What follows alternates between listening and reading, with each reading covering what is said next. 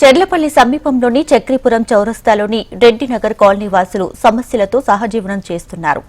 Colony చుట్టూ lorry అడ్డాలు ఏర్పడటంతో కాలనీలోకి వెళ్లడానికి వీలు లేకుండా రోడ్లపై లారీలను ఇష్టారీతిన నిలుపుతున్నారు.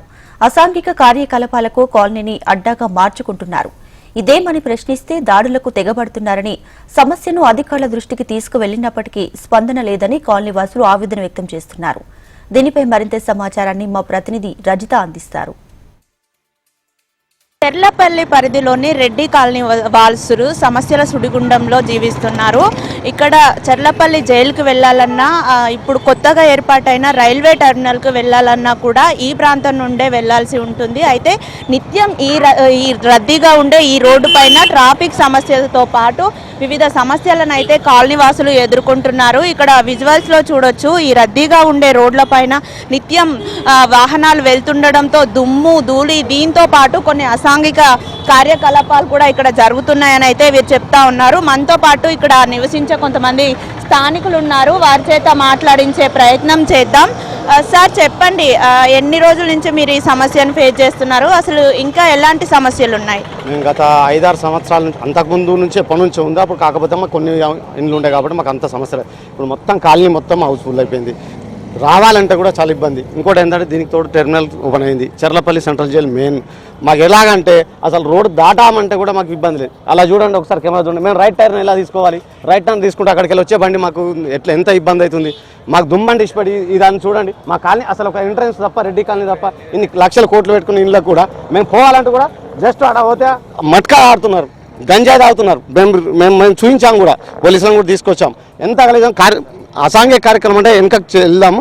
ఆడ అడ్డా ఉంది, అడ్డా లోపల ఎన్ని సీసాలు ఉన్నాయి, ఎంత ఉంది, ఎంత డిస్టర్బెన్స్ అవుతుందంటే మాకంతా ఎట్లా అంటే ఒక్కొక్కసారి అనిపిస్తుంది ఈ కాలనీలో మేము అసలు ఇల్లు కట్టుకోకేటాలో మేము అవుటరింగ్ తర్వాత పోవాలంత ఇబ్బంది అవుతుంది మాకు. ఈ సమస్య పరిష్కారం గవర్నమెంట్ తరఫున కానీ మీ ద్వారానన్నా కనీసం తెలియజెప్పే ప్రయత్నం మేము చేస్తున్నాం. ఎంత అంటే ఎంత ఇబ్బందిగా ఉన్నది.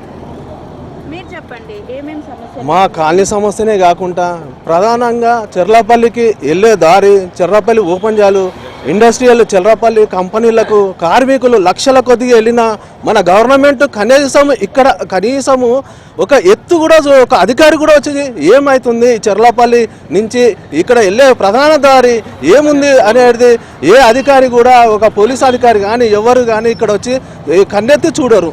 మేము ఎన్నోసార్లు మనకు విన్నపించుకున్నా కూడా ఇక్కడ వచ్చి మేము ఇగో ఇది ఉన్నది మీ కాలనీకి మేము సమస్యలు తీరుస్తామనే నాయకుడు కానీ ఎవరు కూడా, ప్రజాప్రతినిధి మన బొంతు రామ్మోహన్ గారు గతంలో ఉన్నాడు.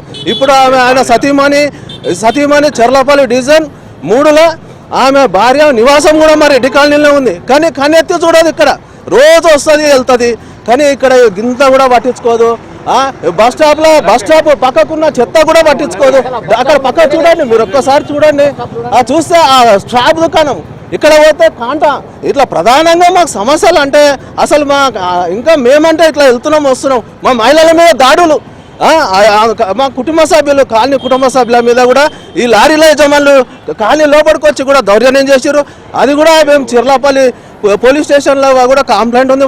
ఉల్టా మా మీదనే కంప్లైంట్ చేస్తారు. అధికారులు కూడా అట్లా నిరుత్సాహం చేసి మనం చాలా ఇబ్బందులు చేస్తారు.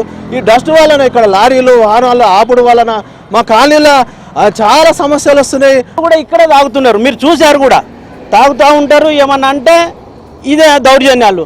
ఇక్కడ పొద్దున 6 గంటలకి లారీలు స్కూల్ పిల్లల్ని స్కూల్కి తీసుకెళ్దామంటే కూడా యాక్చువల్గా ఆ బండి ఉంటే ఏంద్రా నువ్వు అని మనల్ని ఉల్టా మాట్లాడతారు. పోతే లేకుంటే లేదు అనే పరిస్థితి ఉంది ఇక్కడ. ఈ కాలనీకి దయచేసి మీ హెచ్ఎంటీ టీవీ ద్వారానన్నా అధికారులు తెలుసుకొని ఈ యొక్క సమస్యను తెలుపుతున్నారు కాబట్టి మీరు దాని మీద దయచేసి ఇప్పటికైనా కొంచెం మాకు పోలీస్ డిపార్ట్మెంట్ నుంచి కానీ, మున్సిపల్ డిపార్ట్మెంట్ నుంచి కానీ అధికారులు ఎవరైనా స్పందించి ఈ రోడ్డును ఒకటి 100 ఫీట్లు చేస్తామన్నారు, ఇంతవరకు లేదు. స్ట్రీట్ లైట్లు రావట్లేదు. నైట్ అయితే స్ట్రీట్ లైట్లు రావట్లేదు. ఇష్టం ఉన్నట్టు తాగుడు, ఇష్టం ఉన్నట్టు నడుస్తుంటుంది.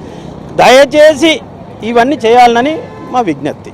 చూశారు కదా, అనేక సమస్యల మధ్య అయితే వీళ్ళు జీవిస్తున్నట్టుగా చెప్తున్నారు. 2006లో కాలనీ ఏర్పడింది. కాలనీ ఏర్పడినప్పుడు నుంచి కూడా ఇక్కడ లారీలకు అడ్డా ఉంటుంది. ఆ అడ్డాతో అయితే తీవ్ర సమస్యలు ఎదుర్కొంటున్నట్టుగా మనకు కాలనీ వాసులు చెప్తా ఉన్నారు. దీంతో పాటు ఈ చుట్టుపక్కలనే ఇక్కడ ఉన్న స్థానికులు కొంతమంది కొన్ని అసాంఘిక శక్తులు కూడా అసాంఘిక కార్యక్రమాలకు పాల్పడము వంటివి చేస్తూ ఉన్నారు. డ్రగ్స్ తీసుకోవడం వంటి కార్యక్రమాలు చేస్తుండడంతో ఇక్కడున్న స్థానికులకు తీవ్ర ఇబ్బందులు అవుతున్నాయి అని అయితే వీళ్ళు చెప్తున్నారు.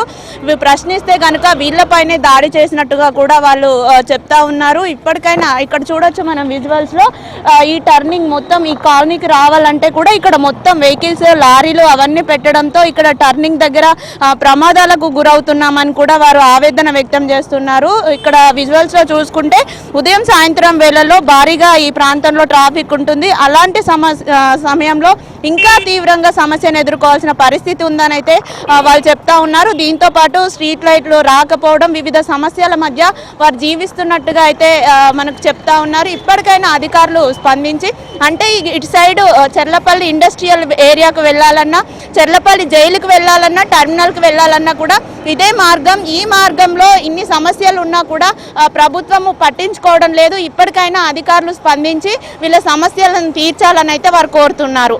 వీడియో జర్నలిస్ట్ వీరబాబుతో రజిత, HM TV, హైదరాబాద్.